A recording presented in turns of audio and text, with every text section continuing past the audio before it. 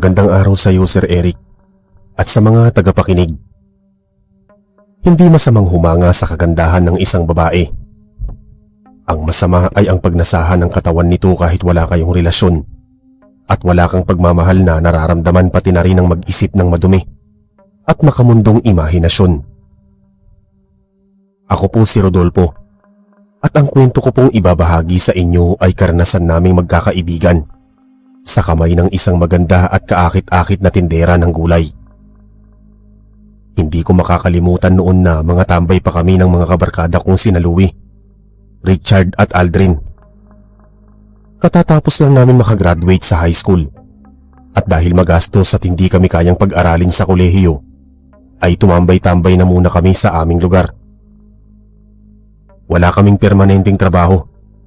Kapag nakaisip kaming umekstra para may panggastos kami sa layaw namin ay saka pa lamang kami magtatrabaho. Noong mga panahong yon ay mahilig ako sa bisyo at kasagsagan noon ng kabataan namin. Lahat na halos ng mga kalokohan ay nagawa na naming magkakabarkada. Marami na rin kaming nagamit at mga napaiyak na babae, kaya parati kaming nasisermonan ng mga magulang namin. Lagpas naman sa tenga at baliwala sa amin ang mga pangaral niya. Patuloy pa rin kaming gumagawa ng mga kalukuhan dahil doon kami masaya at mas naipagyayabang pa namin ang pagkalalaki namin. Medyo matino-tino lamang sa aming apat na kahit paano ay si Aldrin. Nagsisimba din siya tuwing linggo. Istrikta at may kasungitan ng nanay niya, at talaga namang mababait at karespe-respeto ang mga kapatid niya na mga nagsipagtapos sa pag-aaral at may mga pagkakakilanlan sa kanilang mga trabaho. Kahit na matagal na siyang pinagbabawalan ng nanay niyang bumarkada sa amin, ay palagi lamang niya itong sinasaway. Umiinom din siya ng alak pero hindi siya naninigarilyo at nambababae na katulad namin. Pero imbis na kantsawan ay pinabayaan na lamang naman siya. Ang mahalaga naman ay tapat at hindi niya kami iniiwan, kahit kung minsan ay napapaaway kami sa mga siga sa aming lugar. Mayroon kaming paboritong tambayan. Isang mahabang lamesa sa tabi ng malaking puno ng mangga na medyo malayo sa tindahan ni Aling Cora at malayo din sa kalsada at sa mga tsismosa naming mga kapitbahay. Doon din kami madalas na nagiinuman, at higit sa lahat, doon parating dumadaan si Marita, na dayong tindera ng gulay sa aming lugar. Isa siyang mistisa, maganda at sexy na tindera ng gulay na gumagala sa buong bayan. Dala ang isang malaking basket ng gulay na binibenta niya sa tamang halaga. Hindi namin alam kung saan siya nakatira pati pinagmulan niya, pero talagang nahuhumaling kami sa kanya. At talagang pinagpapantasyahan namin siya, kaya sabik na sabik kami sa tuwing napapadaan siya sa may tambayan namin. Patay na patay sa kanya si Louie, at talagang halos lumuwa ang mga mata niya sa tuwing pinagmamasda ng katawan ng tindera. Isang gabi katatapos naming magkainuman nang mapadaan si Katrina na matagal nang may gusto kay Louie. May dala itong isang mangkok ng papaitan. "Louie, ito nga pala ang papaitan. Baka kinukulang kayo sa pulutan. Ginawa ko to para sa'yo." Pabulong kami kung magtawa ng magkakaibigan. Tumugon si Louie kay Katrina na mukhang napipilitan lamang ngumiti. "Maraming salamat pero tapos na kaming mag-inuman." Lumapit si Katrina at hinimas-himas ang pisngi ni Louie. Sige, okay lang. Kainin niyo na habang mainit pa. Bukas mo na lang isauli sa akin ng mangkok. Sige, aalis na ako." At pagkatapos nun ay umalis na siya sa harapan namin.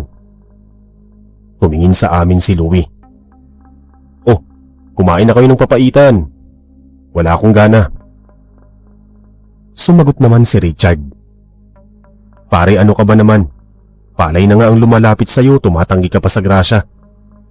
Kung ako lamang ang gustuhin ni Katrina, siguradong papatulan ko siya. Maganda, sexy at may kaya na pamilya.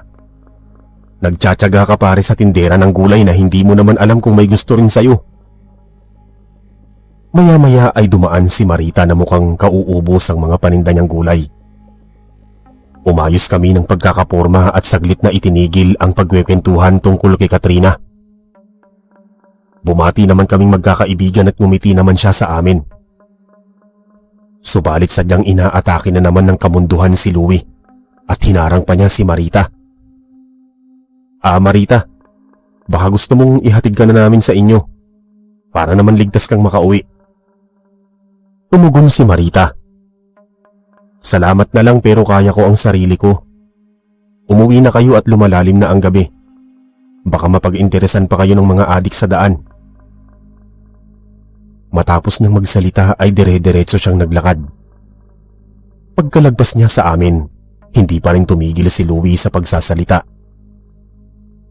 Teka Marita, crush kita. At palagay ko nga mahal na kita. Sandali lang naman at pakinggan mo ang sasabihin ko. Huwag kang umalis. Subalit parang walang naririnig si Marita at patuloy lamang siya sa paglalakad.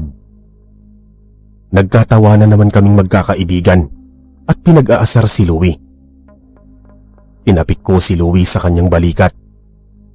Pare, mukhang hindi ka type ni Marita. Sumigonda naman si Richard.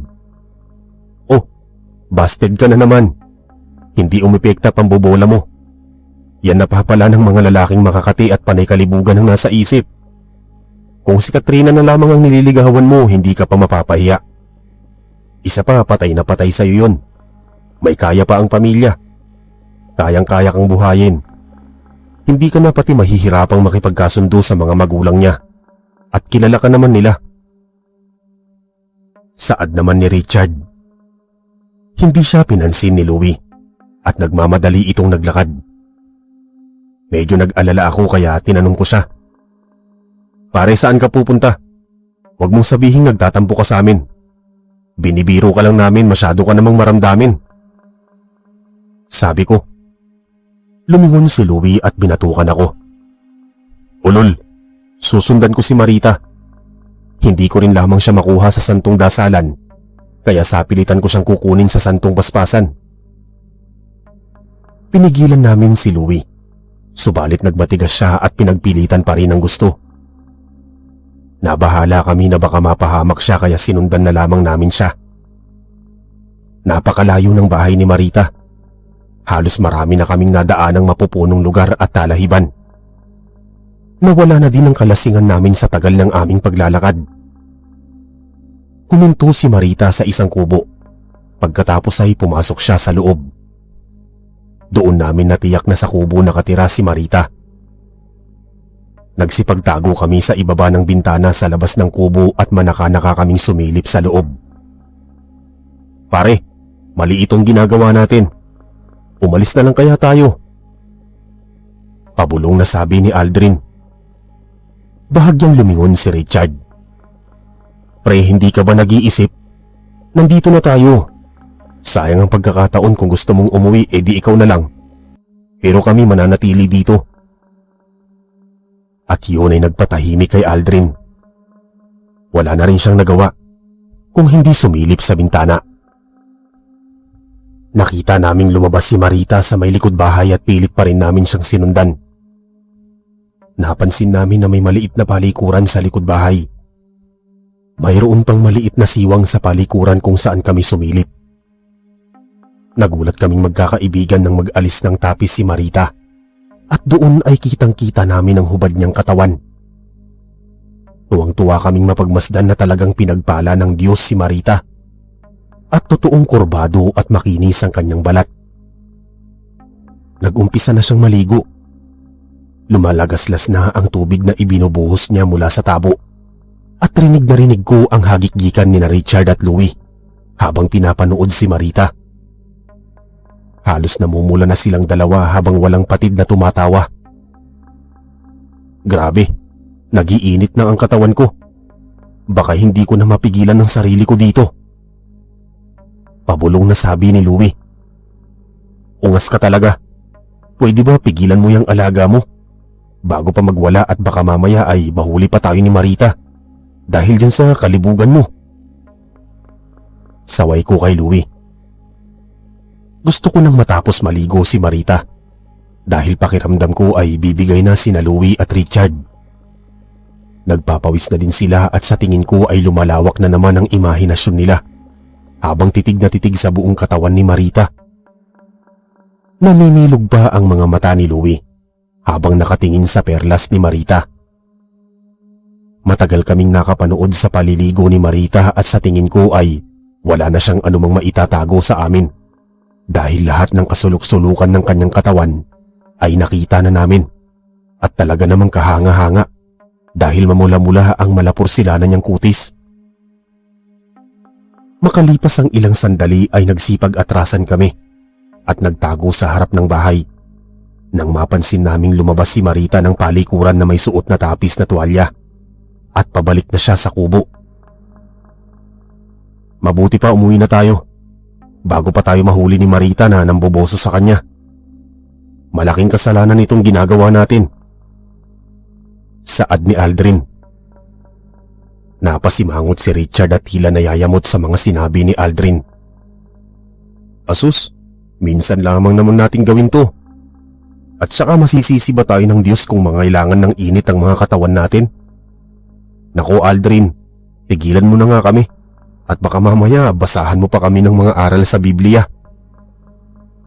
Sambit ni Louie. Sumabat ako sa usapan. O sige na.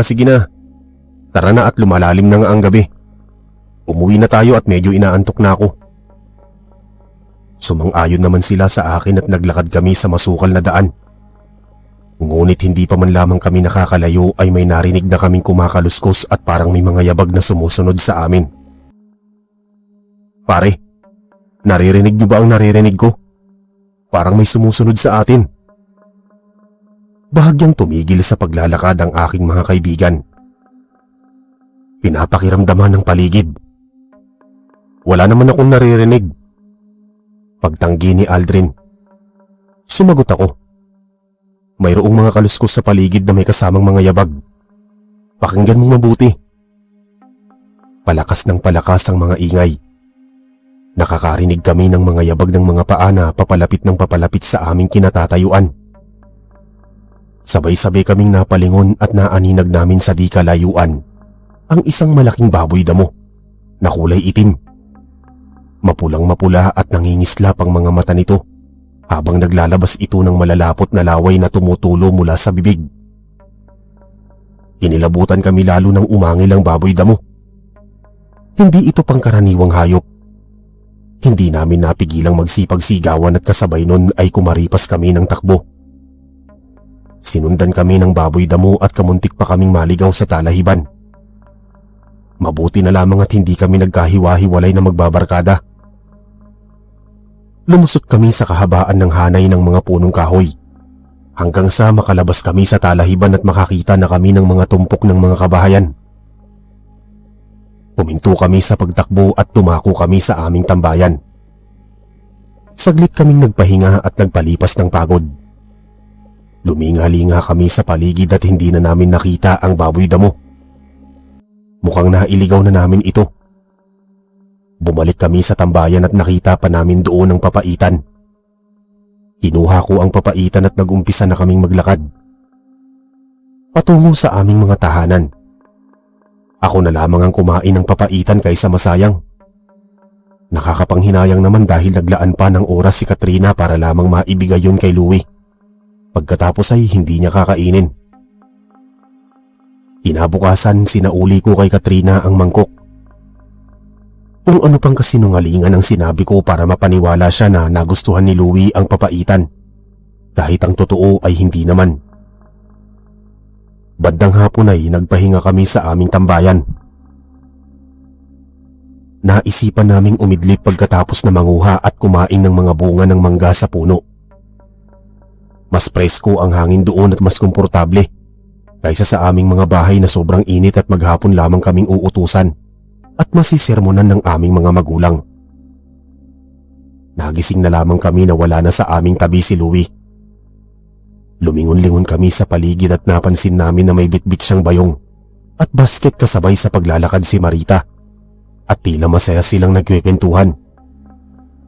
Naisip ko na hindi talaga siya titigil sa kapoporma kay Marita hanggat hindi ito nakukuha.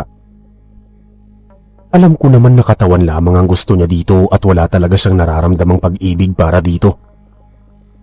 Kilalang kilala ko na ang mga galawan ni Louie.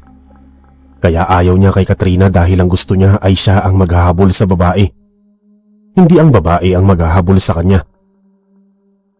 Pagtapat nila sa tambayan ay hinablot ni Marita ang bayong at basket pagkatapos ay humarap siya kay Louie, pati sa aming tatlong magkakaibigan. Sa susunod ay wag niyo na akong susundan kung ayaw ninyong mapahamak. Wala akong panahon para makipagbiro sa inyo. Bulyaw ni Marita, nakitang-kita ang inis at pagkairita sa kanyang tinig. Napakunot ng noo si Richard. Marita, anong ibig mong sabihin? Sumagot si Marita. Huwag niyo na akong lokohin at umaakto pa kayo na hindi niyo alam ang mga sinasabi ko. Alam kong sinundan niyo ko sa bahay ko at sigurado pa akong sinilipan ninyo ko sa paliguan. Hindi ako ang tipo ng babae na bastusin. Kaya pwede ba kung maaari ay tigilan niyo na ako? Wala kayong mapapala sa akin. Tumalikod siya sa amin at nagmamadaling naglakad patungo sa kanyang bahay. Nangusap naman si Louie. Kahit anong mangyari, hindi ako susuko hanggat hindi ko nakukuha ang loob niya. Hindi ako titigil hanggat hindi ko siya napapaibig. Sumabat si Richard na halatang naiinis kay Louie. Bumuntong hininga muna siya bago nagsalita. Pare, nababaliw ka na ba? Narinig mo naman ang sinabi sa'yo ni Marita. Maghanap ka na lamang ng ibang babaeng mauuto mo. Tama siya. Hindi siya tulad ng ibang babaeng malandi at mabilis kumagat sa lalaki. Kaya sa iba mo na lang ibaling ang pagnanasa mo. Pero umalma si Louie. Hindi pare. Itutuloy ko ito at hindi ako susuko. Oo, at pinagnanasahan ko siya. Pero talagang tinamaan na ako sa kanya. Kaya gagawin ko talaga ang lahat para lang mapapayag siya. Akin lamang si Marita. At walang ibang pwedeng magmay-ari sa kanya. Nako, bahala ka nga sa buhay mo. Sigurado ako sa susunod, sapak na ang aabutin mo kay Marita. Buntal naman ni Aldrin. Napapailing na lamang kami kay Louie. Mukhang hindi siya ang tipo na basta na lang kakalimutan si Marita. Nagpasya na muna kaming umuwi sa aming bahay dahil wala kaming ganang magsipag-inuman. Humiwalay lamang sina Richard at Louie nang malapit na sila sa kanilang bahay. Nang malapit na akong makasapit sa aming bahay ay naisipan ko na magpaalam kay Aldrin. Subalit nakasalubong namin ang lolo Guillermo niya. Nagmano si Aldrin at bumati kami sa kanya. Apo, nabanggit mo sa akin na hinabol kayo ng malaking itim na baboy damo na walang patid ang paglalaway. Sa palagay ko ay aswang ang nakaengkwentro ninyo. Kaya kung maaari ay wag na kayong pupunta sa bahaging may talahiban at liblib na lugar dito sa ating bayan dahil pinamumugaran niya ng mga aswang. May tinanggal siyang kwintas at binigay niya kay Aldrin. Apo, tanggapin mo itong mutya ng itlog ng ahas. May proteksyon ito laban sa lahat ng uri ng kapangyarihan ng masasamang nilalang, masasamang elemento, masasamang espiritu at mga demonyo. May taglay din itong tagaliwas at nagbibigay babala kung may malapit na kapahamakan. Magkakaroon ka din ng kabal at kunat, pisikal at espiritual. Nagkatinginan kami ni Aldrin. Lolo, bakit po binigyan mo ko ng agimat ninyo? Apo, alam ko na parati kang nasa panganib hanggat kasama mo ang mga kaibigan mo. At kung makasagupa ninyo ang baboy damo, ay tiyak na magdala ka ng itak at patayin mo ito bago pa kayo mapuruhan. Isa pa, hindi ba't nabanggit mo sa aking malakas ang tama ng kaibigan mo kay Marita? Yung tindera ng gulay na gumagala sa buong bayan? Sabihin mo kay Louie na huwag masyadong katiwala sa babaeng yon dahil malakas ang kutob ko na aswang ang tindera at siguradong siya ang bumibiktima ng mga kabinataang bumibili at pumapakyaw ng mga paninda niya sa bayan. Teka lolo, paano mo naman po nalaman ang tungkol dyan? Ano pong ebidensya ninyo na aswang si Marita? Tanong ko kay Lolo Guillermo. Umiling-iling si Lolo Guillermo at ngumisi siya sa akin. Iho, dalawang bagay ang magpapatunay na aswang si Marita. Una, kapag tumingin ka sa mga mata niya at bumaliktad ang refleksyon niya sa mga mata mo. Ang ikalawa, kapag tumuwad ka at tinignan mo siya ng nakabaliktad, ay doon mo makikita ang tunay niyang anyo. Parang nanlamig sa kilabot ang buong katawan ko. Hindi ako kaagad nakapagsalita. Namayani ang katahimikan sa aming tatlo. Ilang minuto kaming nanatiling tahimik hanggang sa marinig ko ang tinig ng bunso kong kapatid. Tinatawag niya ang pangalan ko. Doon nabasag ang katahimikan at tuluyan na akong nagpaalam sa maglolo bago ako pumasok sa aming bakuran. Hinahapunan nag-uumpisa ng magtatakip silim at naisipan kong lumabas ng bahay. Nakasalubong ko sa daan ang umpukan ng tatlong tsismosa naming kapitbahay na si Aling Rosa, Aling Bitina at Aling Remedios. Tinawag ako ni Aling Rosa kaya naman kaagad akong lumapit sa kanilang tatlo. Hoy Rodolfo, narinig mo na ba ang balita? Naku, may natagpo ang bangkay ng binatilyo sa may liblib na sukalan. Butas ang tiyan, pati dibdib at halos mapugutan na ang leeg. Wala nang makitang puso, atay at bituka sa loob ng katawan nito. Mukha pang tagabayan ng naturang lalaki. Natagpuan ang binatilyo nitong magbubukang liwayway ng isang mga ngahoy kaya binabalaan ko kayong magkakabarkada. Bawasan ninyo ang paggala-gala at baka mamaya kayo na ang mabiktima. Nangilabot ako sa mga sinabi ni Aling Rosa. Magalang na lamang akong nagpaalam sa umpukan nila. Dumiretso ako sa aming tambayan. Inabutan ko sina Aldrin at Louie. Bala ko sanang ipabatid sa kanila ang mga sinabi ni Aling Rosa. Kaso ay napahinto ako sa isang tabi at hindi ko na naisip na sabihin sa kanila ang gusto kong ipabatid. Kausap ni Louie si Marita at wala na itong mga gulay na dala. Inausap siya ni Louie. Marita, may kasintahan ka na ba? Kaya ang sungit-sungit mo sa amin. Bakit ba hindi mo ko mapagbigyan na maipakita sa'yo na seryoso ako at handa kong ibigay ang puso at ialay ang buhay ko para sa'yo? Biglang napatingin sa kanya si Marita na para bang nagulat sa mga sinabi niya. Wala akong nobyo.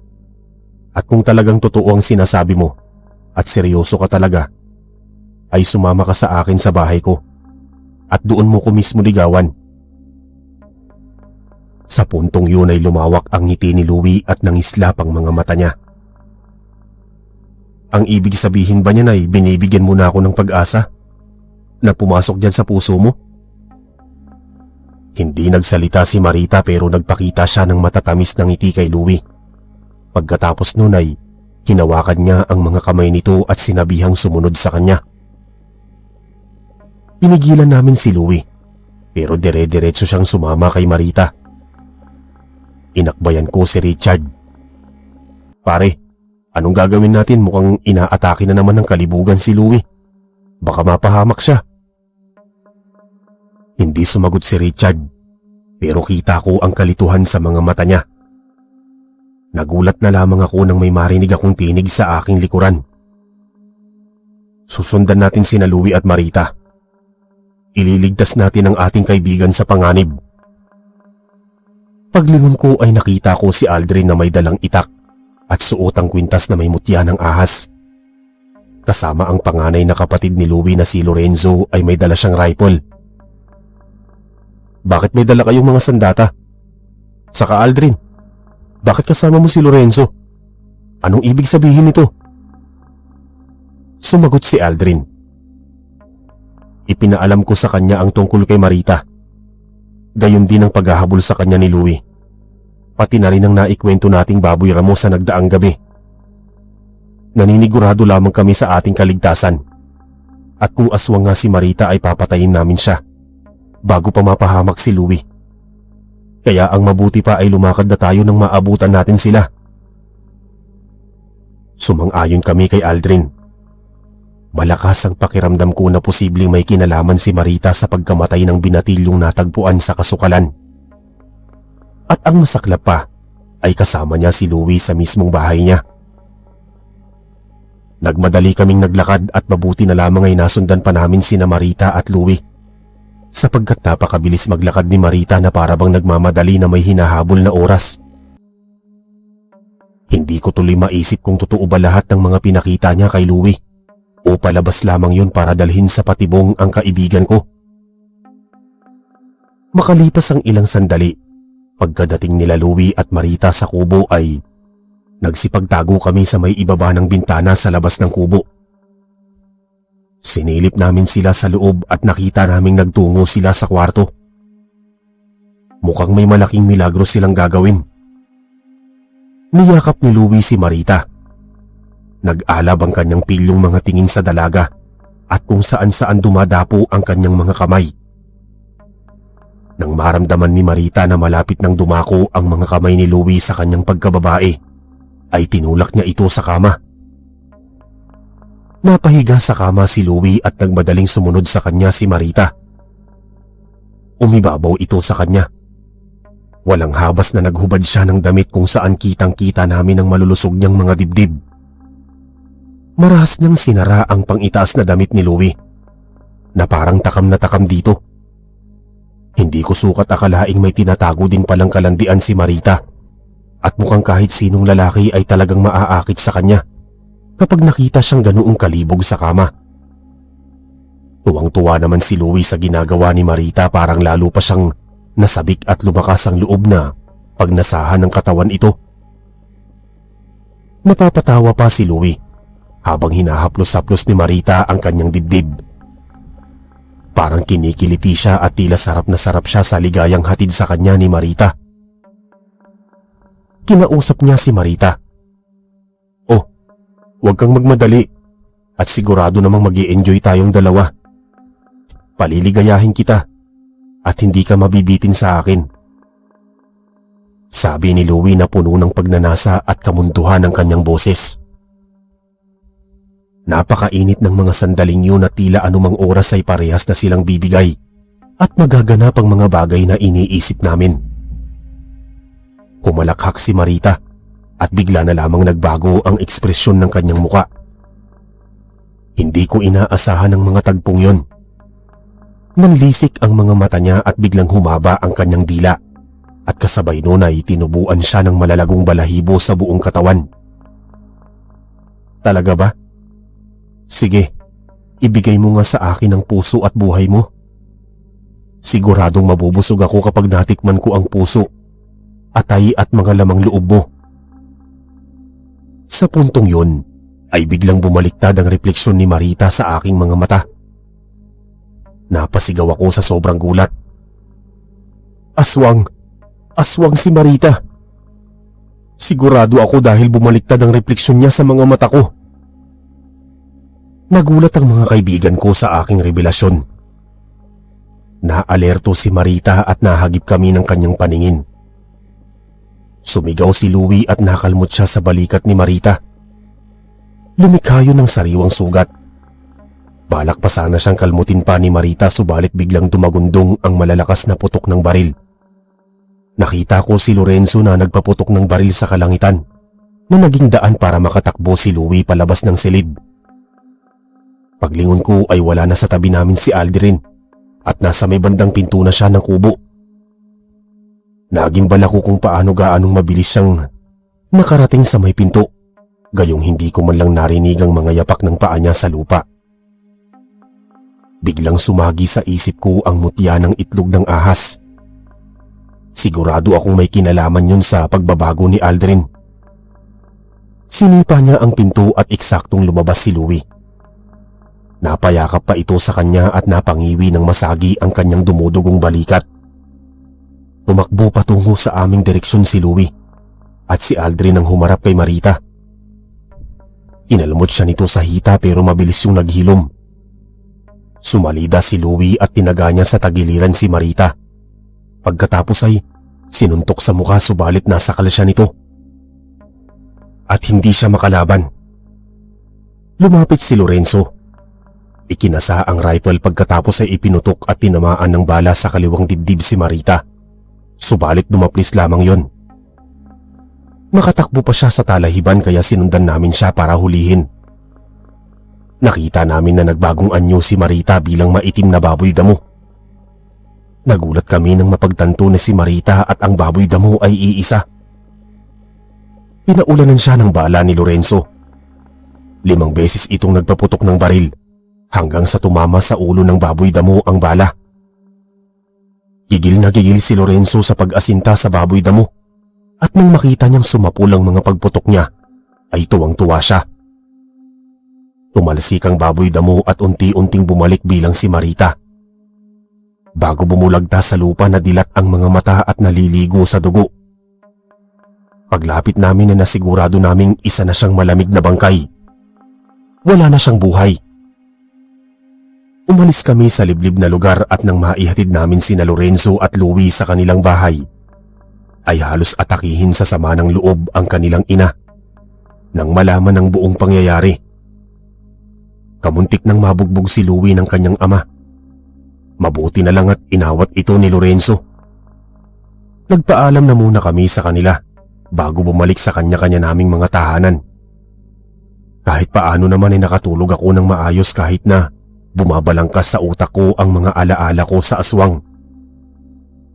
Sa mga sumunod na araw ay hindi na muna kami tumambay sa tambayan at sinikap na muna naming tumulong sa mga gawaing bahay bilang hugas sa aming mga kasalanan. Kahit papaano ay natuto na kami sa aming mga pagkakamali at natanggap na rin kami ng mga pamilya namin. Iniwasan na muna naming manigarilyo, mag-inom, gumala at mambabae.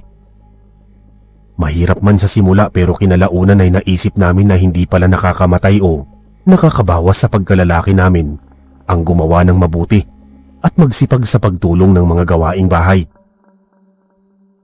Nagsisimba na din kaming magkakabarkada at mas lalong gumaan ang mga pakiramdam namin nang makapagkumpisal kami sa pari at kahit paano ay nabawasan ang mga kasalanan namin. Bukod doon ay nakarinig din kami ng mga bali-balitang natagpuan sa talahiban ng bangkay ni Marita at hindi malaman kung sinong pumatay dito. Pero nagpapasalamat ang mga residente dahil sa wakas ay nawala na din si Marita na pinaghihinala ang aswang. Pero makalipas lamang ang 1 linggo ay may napapabalita na namang tindera ng gulay na nagpapagala-gala sa buong bayan. Mariela ang kanyang pangalan at medyo kahawig siya ni Marita. Kaya teorya ng mga residente ay kapatid siya ni Marita. Hindi nila alam kung saan ito nagmula at bigla na lamang sumulpot sa aming bayan. Umuusbong na naman ang mga patayan at pagkawala ng ilang kalalakihan. Kaya naman humigpit na naman ang seguridad at lalo na kaming hindi makatambay o makagala tuwing gabi. Naghihinala pa kami sa totoong pagkatao ni Mariela kahit hindi pa namin ito nakikita ng personal. Medyo kinabahan kaming magkakaibigan dahil nakakatiyak kaming gusto kaming paghigantihan ng kapatid ni Marita sa ginawa namin sa kapatid niya. Kaya madalang na rin kaming tumambay sa tambayan. Naging kabarkada na rin namin si Lorenzo na noon ay endo na sa kanyang trabaho at nagbakasyon ng 1 linggo bago pa ulit bumalik at mag-apply ng panibagong trabaho sa Alabang. Isang gabi nagkayayaan kaming mag-inuman ng mga kabarkada ko. Yun ang unang pagkakataon sa matagal na ilang linggo na nagsipag-inuman na naman kami. Sa sarap ng aming kwentuhan ay hindi namin napansing inabot na kami ng hating gabi. At saglit akong nagpaalam sa mga kaibigan ko para umihi sa may malapit na punong kahoy. Nasa kalagitnaan ako noon ng pag-ihi nang mapansin ko na may mapupula at nagbabagang mga mata ang nakatingin sa akin na nagtatago sa may halamanan sa hindi kalayuan. Nagmadali akong makatapos at kasunod nun ay sinaraduhan ko ang zipper. Pero pag atras ko ay biglang lumitaw ang isang babaeng may malaalambring makakapal na buhok, matutulis na mga pangil at nakakasulasok na amoy. Umalis siya mula sa pinagkukubliang halamanan at nagwika. Sa wakas ay natagpuan ko rin kayo. Magbabayad kayo sa kalapastangan ng ginawa ninyo sa ate ko. Lumundag siya at nagsisigaw ako sa mga kasama ko para humingi ng tulong. Tuluyan nang nawala ang kalasingan ko. Nagbadya ang kaba at takot sa dibdib ko. Mabilis akong umilag bago niya ako mahagip at mahiwa gamit ang matutulis niyang mga kuko. Subalit mabilis ang aswang at nakalmot niya ako sa braso. Dumating sina Louie, Aldrin, Lorenzo at Richard. Nakita nila ang aswang, kaya inilabas nina Aldrin at Lorenzo ang dalang itak at lanseta. "Sino ka? At anong kailangan mo sa amin?" tanong ni Lorenzo. Tumugon ang aswang. "Ako si Mariela, bunsong kapatid ni Ate Marita. Ikaw, malaki ang atraso mo dahil ikaw ang pumatay sa kapatid ko. Magbabayad ka sa kasalanan mo." Lumundag ang aswang at nakipagbuno kay Lorenzo. Nasugatan siya nito sa hita at binti, pati na rin sa tagiliran, kaya naman nakialam na kaming magkakaibigan. Maliksing kumilos si Aldrin. Hinataw niya gamit ang itak at nahiwa sa pisngi ang aswang. Kasabay nun ay nasaksak pa siya sa bandang likuran, kaya umatras siya ng pagkalayo-layo sa amin. "Sige, subukan mo pang manlaban at talagang tutudasin kita. Nararapat lamang ang ginawa namin sa kapatid mo. Wala siyang karapatang pumatay ng mga tao. Masahol pa siya sa demonyo." Bulyaw ni Aldrin. Ngumisi ang aswang. "Kasalanan niya ng malandi at malibog mong kaibigan. Kung hindi ba siya tarantadong sumama kay Ate Marita, ay hindi siya mapapahamak. Tama na ang satsat. Tapusin na natin to. Kung hindi ka aatras at lalayo sa amin." Nagpatuloy ang sagupaan nina Aldrin at Mariela. Pinagkakalmot ng aswang sa muka pati sa katawan si Aldrin, subalit hindi man lamang ito nasusugatan. Baliwala ang mga pag-atake nito sa kanya. Inuubos at pinapagod lamang siya ni Aldrin at humahanap siya ng tiyempo para mapatay ang aswang. Hindi nagtagal at tumigil na sa pag-atake ang aswang. Alam niya nag-aaksaya lamang siya ng oras sa pakikipaglaban sapagkat hindi tinatalaban ng mga kuko niya si Aldrin. May taglay na kunat ang balat nito dahil sa kanyang agimat. "O ano, suko ka na? Sige, ako naman ang aatake at hindi na kita pahihirapan," sabi ni Aldrin. Makailang beses niyang sinikmuraan ng aswang bago inihampas ang ulo sa katawan ng puno. Nang maramdaman niyang humihina na ang depensa nito ay sa kanya hinawakan sa tagkabilang mga kamay at isinandal sa malaking katawan ng puno. At bago pa ito makapalag ay mabilis niyang tinagpas ang ulo nito. Tumalsik ang ulo sa lamesa ng tambayan namin at doon kami nagulantang sa lakas ng puwersa. Nagtungo ako sa lamesa at binagsak ko sa lupa ang pugot na ulo ng aswang. Pagkatapos ay tinulungan kong makabangon si Lorenzo. "Ayan mga pare, tapos na pakikipaglaban natin kay Mariela. Siguro naman ay wala ng aswang ang magtatangkang patayin tayo," sabi ni Aldrin. Tumugon naman si Richard. "Pare, hindi ka nakakasigurado. May pamilya sila at marahil ay nasa tabi-tabi lamang sila at naghahanap ng tiyempo para mapatay tayong magkakaibigan. Mabuti pa ay magbagong buhay na tayo. Maghanap na tayo ng trabaho at wag na tayong manatili sa ganitong buhay." Nagulat ako sa mga sinabi ni Richard at pakiramdam ko ay natauhan ako. Naisip ko na marahil ay tama siya. Dumukot ng posporo si Louie sa kanyang bulsa at pagkatapos ay dinala sa malayong lugar ang katawan at pugot na ulo ni Mariela at saka sinunog hanggang sa maging abo. Umalis na din kami sa tinatambayan namin at nagsipagbalikan na kami sa aming bahay. Simula noon ay nagsipagbagong buhay na kami. Niyaya kami ni Lorenzo na sumama sa kanya at pag-apply ng trabaho, kaya naisip namin na kung makikipagsapalaran kami sa Alabang ay marahil nandoon na ang sagot sa aming mga problema. Pero bago pa kami makaalis sa aming lugar ay may naikwento sa amin si Aling Cora nang minsan na naman kaming mapadaan sa tambayan. May nakakwentuhan pala siyang pamilyang dayo buhat sa Iloilo at naninirahan sa aming bayan. Batay sa kwento ng ilaw ng tahanan sa pamilya, naririnig na nila ang pangalan ni Marita na buhat sa kanilang lugar. Isa nga siyang tindera ng gulay at ang mga gulay niya ay ginagamitan niya ng tigabulag. Ang totoo ay mga lamang loob yun ng mga nabibiktima niya. Karamihan sa mga biktima niya ay mga kalalakihan na ginagamitan niya ng ganda at alindog para sumama sa kanya at mapatay niya. Ganoon ang trabaho niya, pati ng kapatid na si Mariela. Wala na silang mga magulang at tanging sila na lamang ang magkasama at magkatuwang sa araw-araw. Naninirahan sila sa paanan ng bundok at tuwing gabi ay alerto silang nambibiktima ng mga kalalakihan. Umalis lamang sila sa Iloilo dahil napatay nila ang isa sa mga anak ng barangay tanod sa kanilang lugar. Kaya naman nagtago ang magkapatid at humanap ng ibang bayang matitirahan.